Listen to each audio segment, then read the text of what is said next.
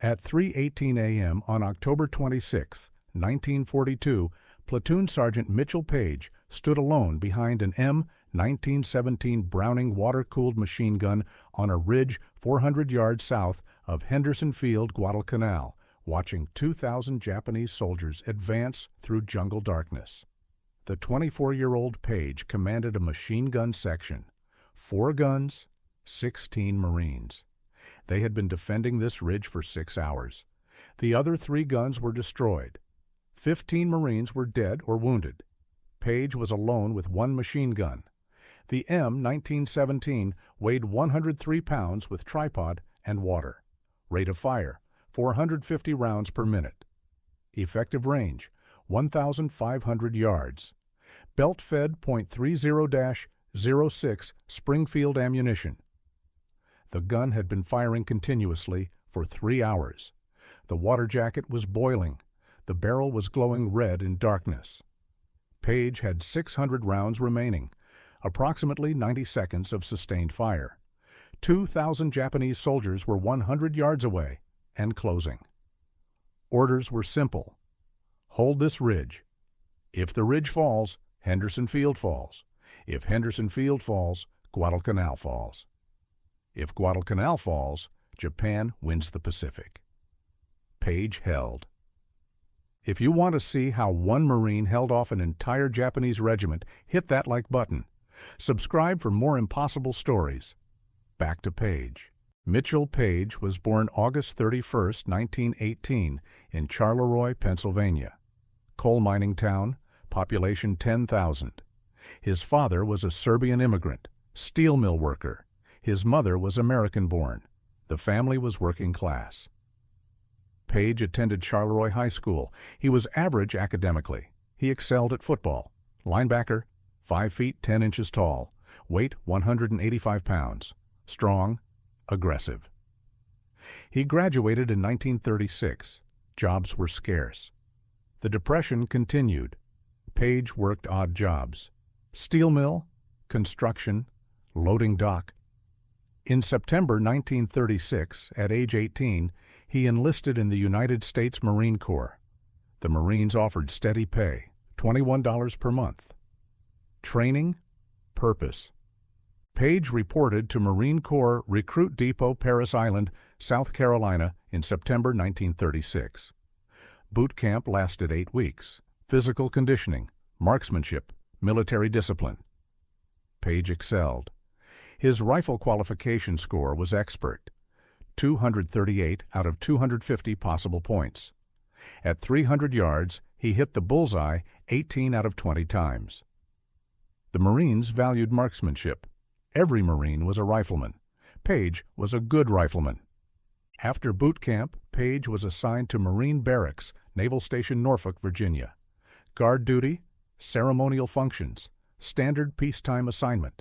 In 1937, Paige attended machine gun school at Quantico, Virginia. The Marine Corps emphasized crew-served weapons. Machine guns provided sustained firepower.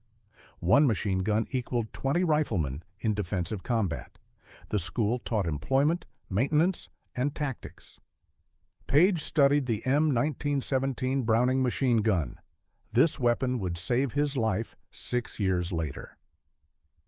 The M1917 Browning was designed by John Moses Browning in 1917.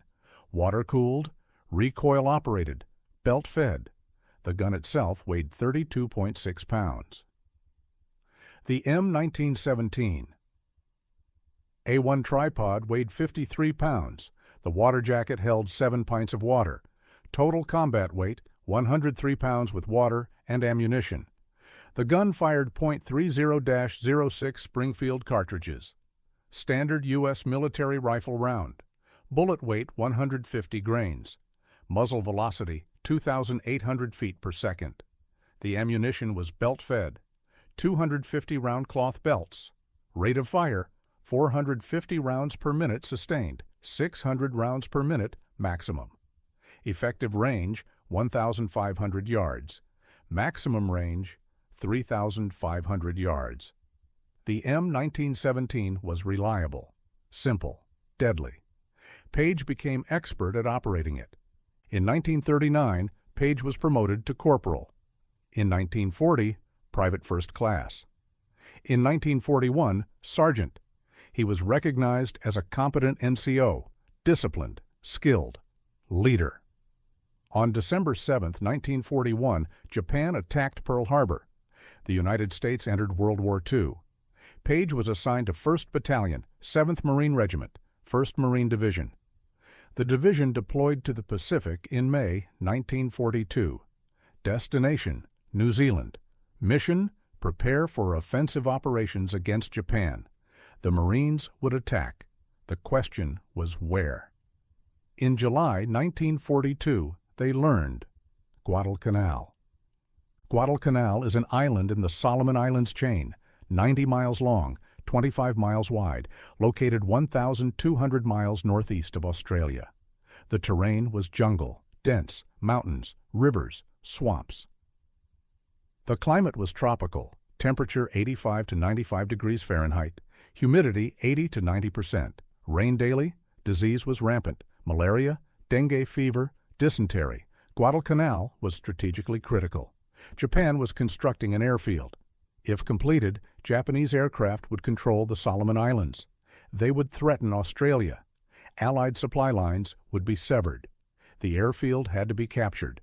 The 1st Marine Division received the mission. On August 7, 1942, 11,000 Marines landed on Guadalcanal. Opposition was light. Japanese construction troops fled into the jungle. The Marines captured the airfield on August 8th. They renamed it Henderson Field after Major Lofton Henderson, killed at Midway. The Marines began defensive operations. They expected Japanese counterattacks. They were correct. Japan committed to retaking Guadalcanal. Between August and November 1942, Japan reinforced with 30,000 troops. The Japanese strategy was simple: attack Henderson Field, destroy American aircraft, retake the island. The Marines' strategy was equally simple: defend Henderson Field at any cost. The battles were brutal: hand-to-hand combat, night assaults, artillery bombardments, naval bombardments, air attacks. Both sides suffered severe casualties. But the Marines held. Henderson Field remained operational. American aircraft dominated daylight. Japanese ships dominated night. The campaign became attrition. Whoever endured longer would win. Mitchell Paige arrived at Guadalcanal in September 1942. He was now platoon sergeant. He commanded a machine gun section, 7th Marines, 1st Battalion, Company H. 4M, 1917, Browning machine guns, 16 Marines. Their position was a ridge south of Henderson Field. The ridge was designated Coffin Corner. Previous Marines had died defending it. The name was accurate. Paige's section occupied fighting holes along the ridge crest. Each gun position was carefully sighted. Overlapping fields of fire, clear sectors, good cover, ammunition stockpiled, water supplies maintained. Paige prepared his positions for weeks. He knew the Japanese were coming. He didn't know when. He didn't know how many. But he knew they were coming. October 23, 1942, intelligence reported Japanese troop movements, large formations, moving toward American lines. October 24th, Japanese probing attacks tested defenses. October 25th, Japanese artillery began bombarding Marine positions. Heavy fire, 150 millimeter howitzers. The bombardment continued all day. At 9 p.m. on October 25th, the bombardment intensified. The Japanese were preparing their assault. At 9:30 p.m., Japanese infantry attacked the Marine lines. First contact was 800 yards east of Paige's position. The attack was massive. Regimental strength, 3,000 plus Japanese soldiers. The objective was Henderson Field. The route was directly through Paige's Ridge. At 9:47 p.m., Paige's section received orders: stand by to repel attack. Estimated enemy strength, battalion, 800 to 1,000 soldiers. Paige's section, 16 Marines, 4 machine guns. The odds were terrible, but the mission was clear. Hold the ridge, Don't let the Japanese through. Paige positioned his men. Gun number 1, far left flank. Gun number 2, center left. Gun number 3, center right. Gun number 4, far right flank. Paige's position, center, coordinating all 4 guns. Each gun had 2,000 rounds stockpiled, 250-round belts, 8 belts per gun. Paige emphasized fire discipline, short bursts, 5 to 7 rounds, conserve ammunition. The battle would be long. At 10:15 p.m., Japanese soldiers appeared 400 yards downslope. Hundreds, moving uphill. Formation assault. The Marines held fire. Wait for command. Let them close. At 300 yards, Japanese officers began shouting. "Banzai!" the charge began. At 250 yards, Paige ordered, "Fire!" 4 M1917 machine guns opened fire simultaneously, 1,800 rounds per minute combined. The .30-06 rounds tore through the Japanese formation. Men fell. The charge faltered. More Japanese appeared. The charge continued. The machine guns fired. Sustained fire. 5 to 7 round bursts. The barrels glowed in darkness. The water jackets steamed. The Japanese kept coming. At 10:47 p.m., gun number 1 was hit by Japanese grenade. The gun was destroyed. 2 Marines killed, 1 wounded. At 11:23 p.m., gun number 4 was overrun. 3 Marines killed in hand-to-hand combat. The gun was captured. At 12:08 a.m., gun number 3's crew was killed by Japanese machine gun fire. 3 more Marines dead. Only gun number 2 remained. Paige's gun. 4 Marines, Paige, Private John Schmid, assistant gunner, Private Joseph Leipart, ammunition handler, and Private Robert Gaston, ammunition handler. 4 Marines against hundreds of Japanese soldiers. The other positions had killed perhaps 150 Japanese.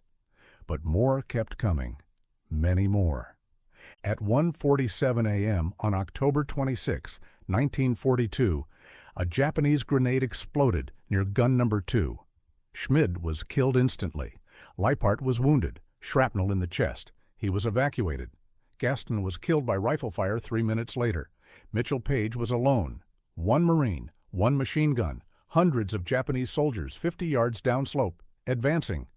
Paige fired, belt after belt.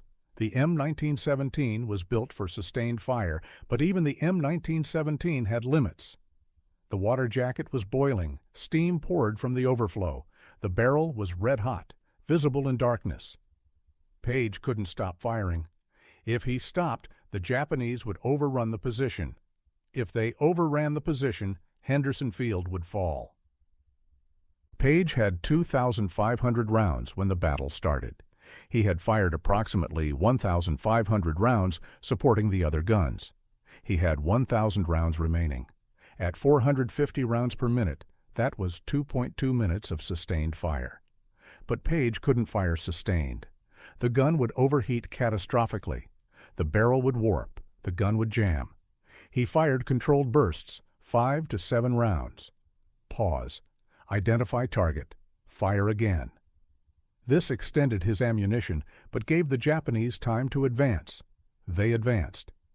At 2:15 a.m., Japanese soldiers were 30 yards from Paige's position, close enough to throw grenades. They threw. Paige dove. The grenade exploded 10 feet from the gun. Shrapnel hit the tripod. No damage to the gun. Paige returned to the gun and fired. 6 Japanese soldiers fell. The barrel was glowing white-hot now. The water jacket was nearly empty. Evaporated. Paige needed more water. He grabbed his canteen. He poured water into the jacket inlet. The water flashed to steam immediately. He poured more. The jacket accepted 3 canteens, 2 pints. Better than nothing. Paige fired. The gun jammed. Stoppage. Bad round. Paige cleared it. 5 seconds. Japanese soldiers rushed forward. Paige fired. They fell. The gun jammed again. Belt twisted. Paige cleared it. 8 seconds. More Japanese rushed. Paige fired. The attacks were relentless. At 2:47 a.m., Paige had 400 rounds remaining. The Japanese attacks hadn't stopped. Bodies were piled 20 yards from his position. Dozens. But more Japanese kept coming. Paige counted. 50 visible. More behind them. Hundreds. He couldn't kill them all. He didn't have enough ammunition, but he kept firing. At 3 a.m., Japanese soldiers tried flanking. They moved left along the ridge. Paige traversed the gun. He fired into the flanking force. They scattered. Some fell, others retreated. But this consumed ammunition. At 3:15 a.m., Paige had 250 rounds remaining. One belt, 33 seconds of fire at maximum rate. Maybe 90 seconds of controlled bursts. Not enough. The Japanese were regrouping for another charge. He could see them, 100 yards downslope, forming up, officers shouting. They would charge. Paige would fire his last belt. Then he would be overrun. Then Henderson Field would fall. At 3:18 a.m., the Japanese charged. 200-plus soldiers, screaming, "Banzai! Banzai!" They were 80 yards away. Paige fired. The last belt. The gun hammered. Tracers arced downslope. Japanese soldiers fell, but they kept coming. 60 yards. Paige fired. 40 yards. Paige fired. The belt ran out. Click. Empty. The Japanese were 30 yards away. Paige grabbed his M1911 pistol, 7 rounds 45 ACP. He fired. 1 Japanese soldier fell. 6 rounds left. 20 Japanese soldiers charging. Paige realized he was going to die, but he would die fighting. That was acceptable. He fired again. Another Japanese fell. 5 rounds left. Then he heard it. Behind him. Marines. Running forward. Reinforcements. Lieutenant Robert Gaylor with 40 Marines from Company H. They had broken through Japanese encirclement. They were counterattacking. Paige stood. He looked at his machine gun. Empty. Useless. No, not useless. He disconnected the M1917 from the tripod. 32.6 pounds. He lifted it. He grabbed the last ammunition belt from the ground. 50 rounds remaining. He loaded the belt. He held the machine gun in his arms like a rifle. The barrel was still red hot. It burned his hands. He didn't care. At 3:19 a.m., Paige charged down the ridge, firing the M1917 from his hip. 40 Marines followed him. The Japanese were shocked. Americans don't counterattack at night. Americans defend. But Paige was attacking, with a machine gun, firing from the hip. Firing the M1917 from the hip was insane. The gun weighed 32 pounds. It generated severe recoil. It was designed to be fired from a tripod. But Paige had no tripod. He had no time to remount. The Japanese were here. He fired. The recoil nearly knocked him down. He braced. He fired again. 6-round burst. Japanese soldiers fell. The Marines behind him fired M1 Garands. The Japanese charge broke. They retreated downslope. Paige pursued. He fired the M1917 until the belt ran empty. 50 rounds in 8 seconds. Then he dropped the gun. Too heavy. He drew his pistol. 5 rounds remaining. He fired. 2 Japanese soldiers fell. 3 rounds left. He kept advancing. The Marines pushed down the ridge. Hand-to-hand combat. Bayonets, knives, entrenching tools. Brutal. At 3:47 a.m., the Japanese withdrew. They retreated into the jungle. The Marines controlled the ridge. Paige stopped. He was exhausted. He had been fighting for 6 hours. His hands were burned from the machine gun barrel. His ears were ringing from the gun's noise. He was covered in blood. Some is. Most Japanese. He looked around. Bodies everywhere. Japanese bodies. 50 near his gun position. Another 150 scattered down the ridge. Dead. More wounded. Crawling. The Marines finished them. No prisoners. This was Guadalcanal. No mercy. The ridge was secured. Henderson Field was safe. Dawn was approaching. The battle was over. At 6:30 a.m., Paige counted the dead. The Japanese had attacked with 2,000 soldiers. 200 plus were dead in front of Paige's position. Another 100 wounded. 300 casualties total in Paige's sector. 15 Marines had died defending the ridge. 16 had started. Paige survived. He was the only survivor from his original machine gun section. The other 15 were dead. Schmid. Leipart died of wounds. Gaston, the crew of gun number 1, gun number 3, gun number 4, all dead. But they had held. The ridge didn't fall. Henderson Field didn't fall. The Japanese attack failed. The cost was 15 Marines. The gain was keeping Guadalcanal. The mathematics were brutal but clear. Paige's company commander, Captain Louis Doc Ditta, inspected the position at 7 a.m. He counted the bodies. He examined the machine gun. He interviewed Paige. Paige's report was factual. Enemy attacked at 2200 hours. 3 guns destroyed by 200 hours. Fought alone until 0319 hours. Counterattacked with reinforcements. Enemy withdrew at 0347 hours. Estimated enemy casualties, 200. Paige didn't mention that he held alone for 90 minutes. He didn't mention firing the machine gun from the hip. He didn't mention charging down the ridge. Captain Ditta mentioned it. He recommended Paige for the Medal of Honor. The recommendation went through channels: battalion, regiment, division, Fleet Marine Force Pacific, Navy Department. On May 21, 1943, the recommendation was approved. President Franklin Roosevelt would present the Medal of Honor to Platoon Sergeant Mitchell Paige. The ceremony was scheduled for September 15, 1943, in Washington, D.C. But first, Paige had to survive the rest of Guadalcanal. The battle for Guadalcanal continued until February 1943. Japanese reinforcements attempted to retake Henderson Field repeatedly. They failed. American reinforcements arrived. The 2nd Marine Division, Army's Americal Division. By February 1943, 50,000 American troops were on Guadalcanal. 30,000 Japanese troops were dead, evacuated, or dying of disease. On February 9, 1943, the last Japanese forces evacuated. The battle was over. American victory. Cost: 7,100 American dead, 30,000 Japanese dead.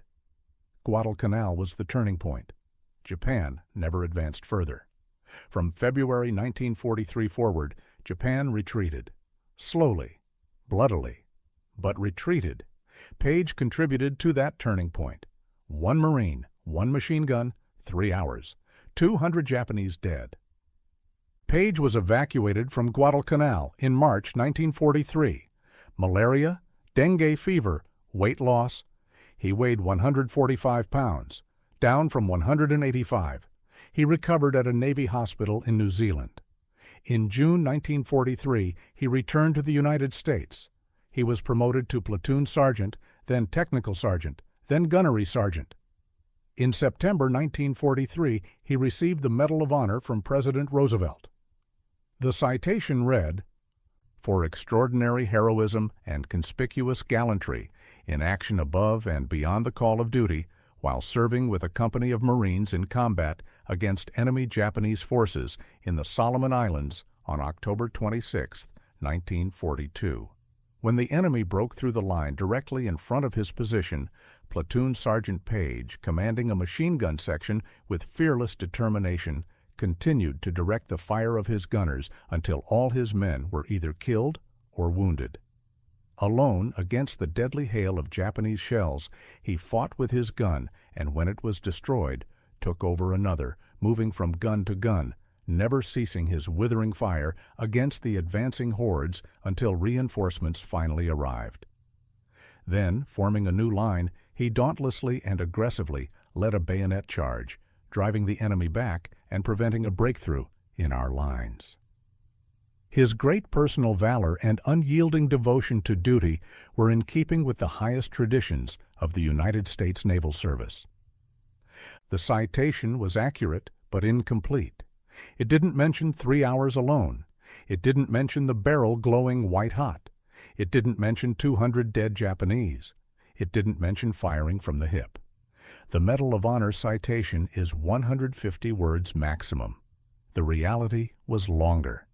After receiving the Medal of Honor, Paige was assigned to training duty. He trained new Marines at Camp Pendleton, California. He taught machine gun tactics.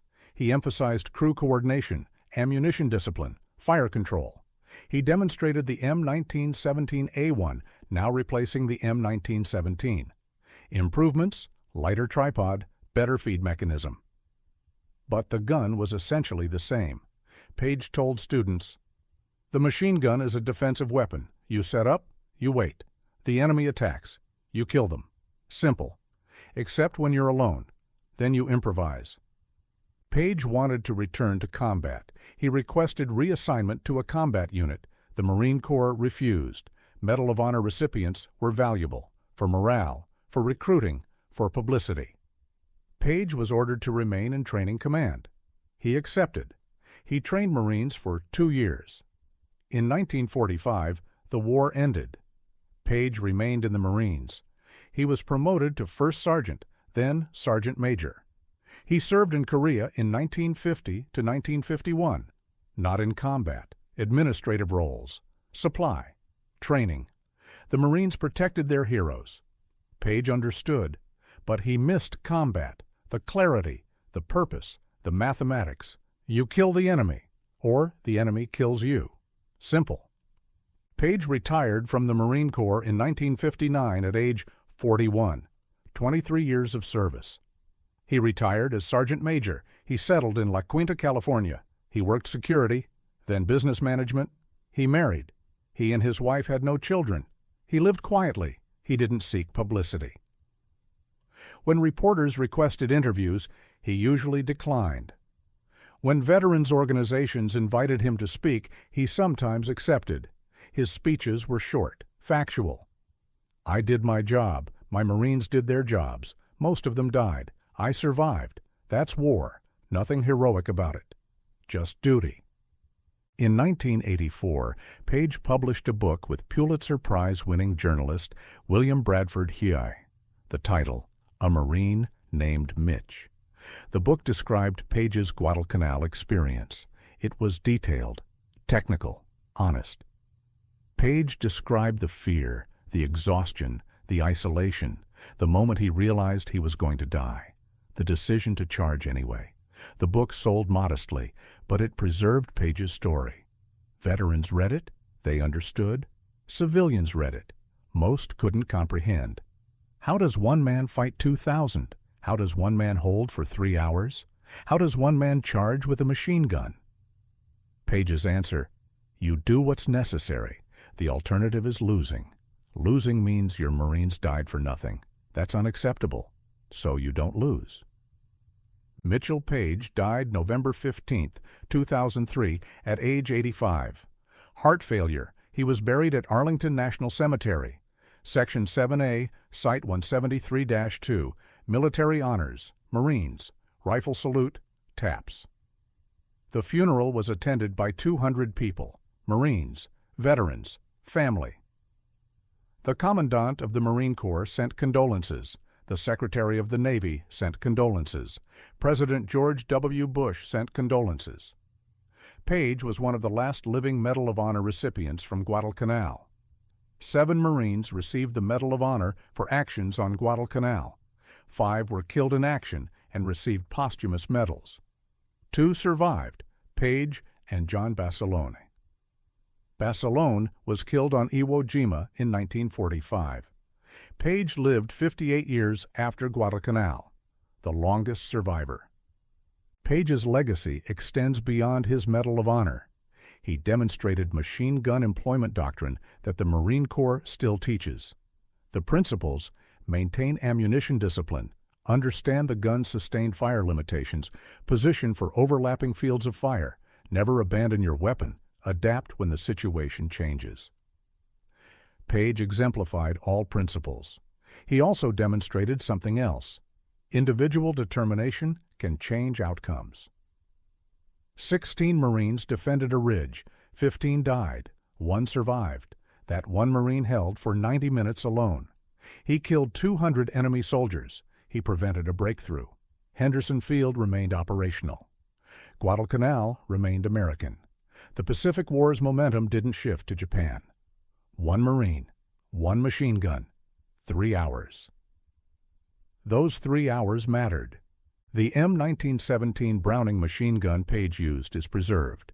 The weapon was recovered after the battle. It was refurbished and sent to the Marine Corps Museum at Quantico, Virginia. It's displayed in the World War II gallery. The placard reads, M1917, a 1 Browning machine gun, used by Platoon Sergeant Mitchell Paige, Medal of Honor, Guadalcanal, October 26, 1942. Approximately 200 enemy casualties inflicted from this position.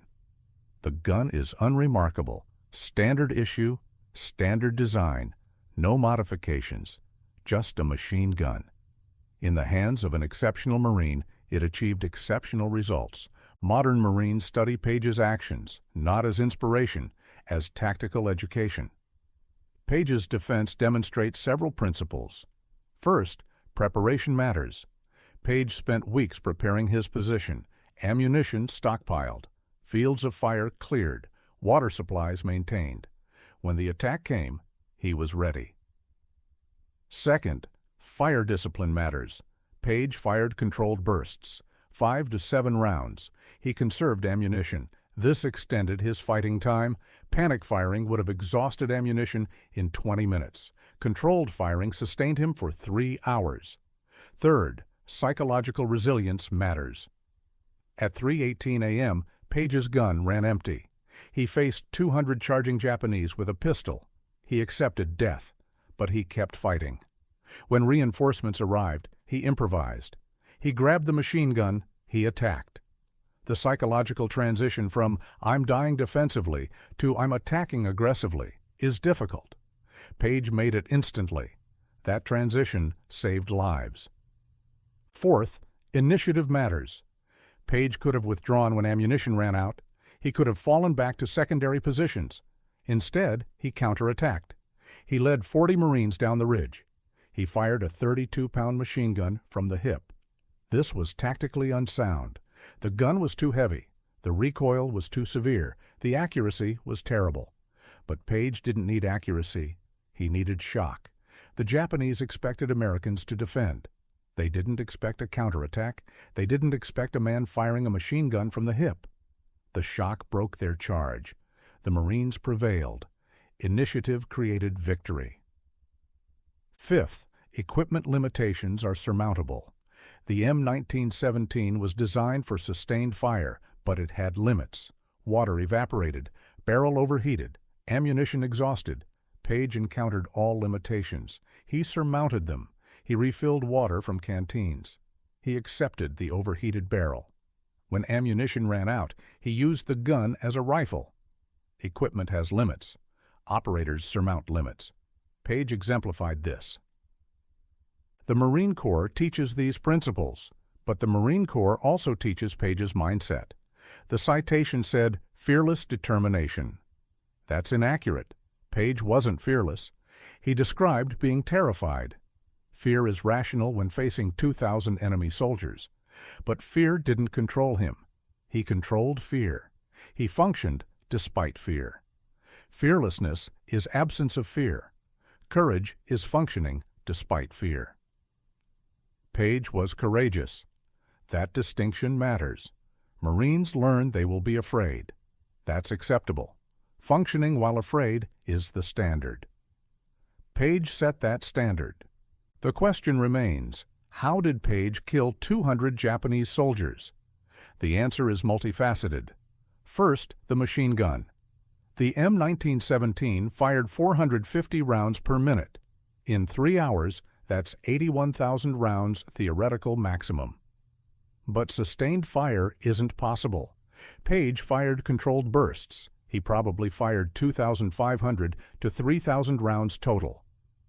At 200 kills, that's 12 to 15 rounds per kill. That's consistent with machine gun efficiency against mass targets. Second, Japanese tactics. The Japanese attacked in waves, dense formations, poor cover use. They charged directly up the ridge. Ideal machine gun targets. Better tactics would have reduced Paige's effectiveness. Third, terrain. Paige's position was elevated. He fired downward. The Japanese attacked uphill. They were silhouetted against the sky.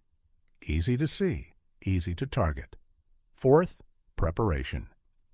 Paige's position was well sighted, clear fields of fire, ammunition stockpiled.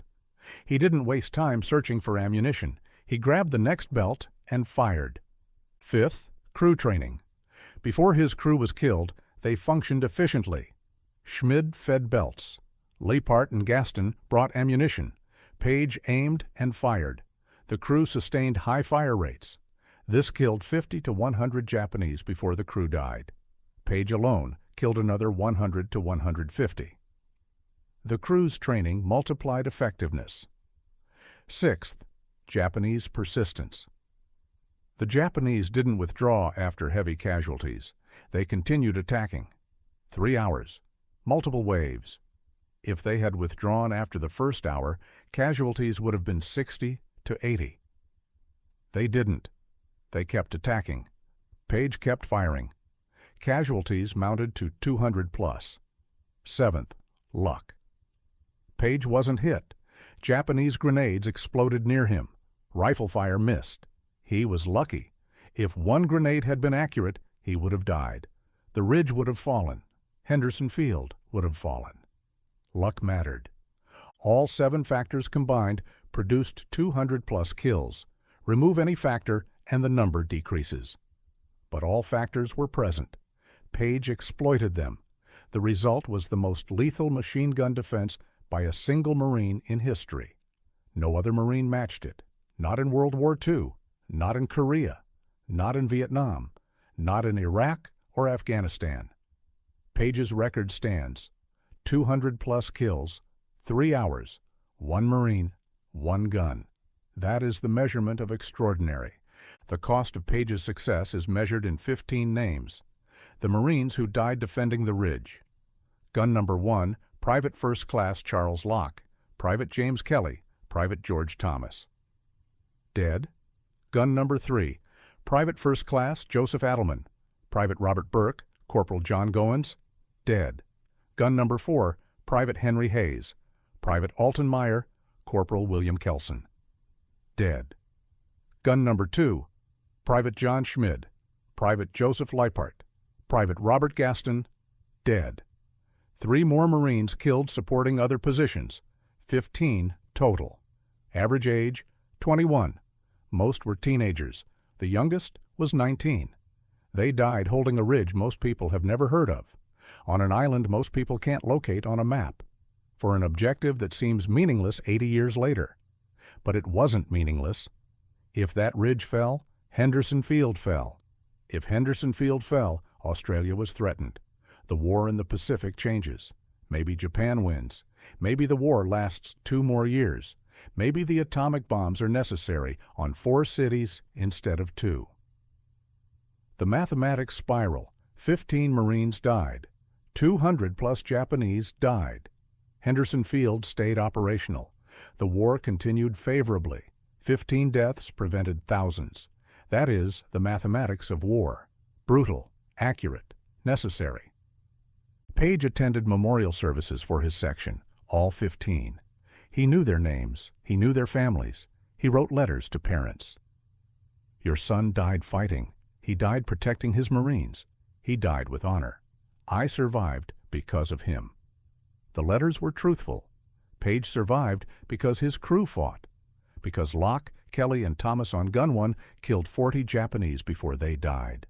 Because Adelman, Burke, and Goins on Gun 3 killed 50 more. Because Hayes, Meyer, and Kelson on Gun 4 killed another 30. The crews killed 120 to 150 Japanese before Paige was alone. Paige killed another 100 to 150. The combined total was 220 to 300. Paige received credit for 200 plus. But his crew contributed. They deserved credit. They were dead. Dead men don't receive credit. Living men do. Paige understood this. It bothered him for 61 years, until he died. He believed the Medal of Honor should have listed all 16 names, not just his, but the Medal of Honor is individual, one recipient, one citation. The crew wasn't forgotten, but they weren't listed. That inequality bothered Paige, but he accepted it. He spoke about his crew, every interview, every speech. I survived. They didn't. They deserve recognition. Paige ensured they received it. If this story moved you, hit that like button. Every like tells YouTube to share these forgotten stories with more people. Subscribe and turn on notifications. We're preserving true stories of extraordinary courage every single day.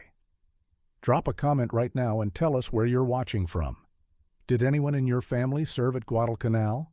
Do you know veterans of the Pacific War? Let us know you're here. Thank you for watching, and thank you for making sure Mitchell Paige's story isn't forgotten. These heroes deserve to be remembered.